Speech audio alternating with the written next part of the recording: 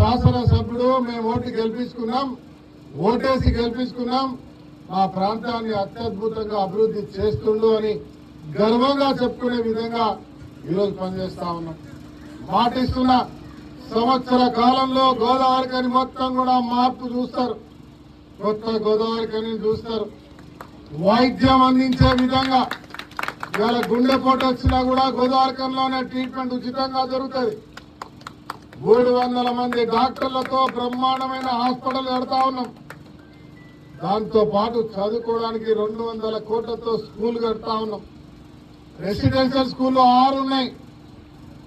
దాంతో పాటు ప్రతి ప్రభుత్వ స్కూల్ని అత్యద్భుతంగా రోడ్లు రూమ్లు పెంచి మంచి బాత్రూంలతో పాటు మధ్యాహ్న భోజనంతో పాటు బ్రహ్మాండమైన ఏర్పాట్లు ఈరోజు జరుగుతూ ఉంది. మీరు ఎక్కడికి పోయినా చూడొచ్చు. ఇవాళ మహిళ చిన్న బాలికల కళాశాల 2 కోట్లతో అభివృద్ధి చేస్తా ఉన్నాం.